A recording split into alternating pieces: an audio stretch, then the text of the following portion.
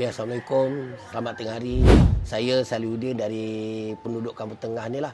Jadi saya dapat maklumat terima ada seorang makcik ni daripada anaknya menjaga, lepas tu kencing manis kakinya dipotong kedua kaki lah. Ya. Jadi kalau nak ikut sumber pendapatan, anaknya pun tak seberapa ada lah. Ya. Cukup-cukup makan lah untuk diri sendiri. Ya. Jadi bila macam ni dia kena tanggung mak dia, mak sakit. Ya. Jadi satu masalah lah. Jadi kita sebagai penduduk sekitar dapat info ini, rasa simpati lah. Sebelum ni saya dapat info lah bila Uncle Kentang ni akan membantu lah ya sekiranya ada masalah ya. Dan sebelum ni saya pernah call Uncle Kentang lah untuk dapatkan bantuan. Bagi saya lah, benda ni boleh minta mohon dengan Tuhan dengan zakat, tapi makan masa. Tak sepantas yang Uncle Ketam ni buat ni lah ya. Kalau kita mohon dekat masjid ke dengan kota kampung belum tentu lagi lah. Tapi dapat tu dapat, tapi mungkin makan masa, mungkin seminggu, sehari, 2-3 hari.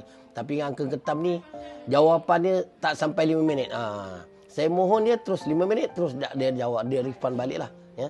Kalau nak ikut keperluan tu, kalau ikut daripada kakak saya lah info, disebabkan pendapatan anak tak seberapa, jadi minta bantuan untuk ni lah keperluan pampers dulu.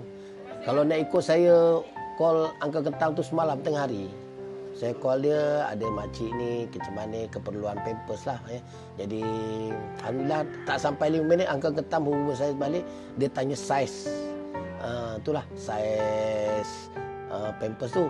Jadi saya dapat lewat sikit petang, saya dapat info saiz M. Dalam masa 5 minit, Uncle Ketam akan info saya balik. Dia kata besok pagi akan hantar wakil lah untuk menziarahi pesakit tu.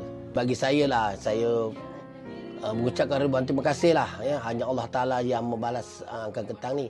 Sebelum ni saya minta bantuan Uncle Ketang tak sampai 1 hari. Ya. Info tu terlalu cepat. Ya. Contohnya sebelum ni saya minta pun pagi, tengah hari dah dapat info lah. Serupa juga yang ni, saya minta semalam, hari ni rezeki tu dah dapat lah. Jadi saya mengucap terima kasih lah kepada Uncle Ketam dan dia punya pegawai-pegawai lah, kaki tangan, semua staff-staff yang ada yang bertungkus lumus untuk menjayakan sumbangan daripada Uncle Ketam. Jadi bila saya mengharapkan lah ya, kira ada bantuan yang lebih tu seperti keperluan harian lah, katil. Dan sebab makcik ni pun tak boleh bergerak, nak bangun pun susah. Jadi kalau ada katil hospital tu, dia boleh bergerak lah. Gunakan elektrik, dia boleh bangun, boleh duduk.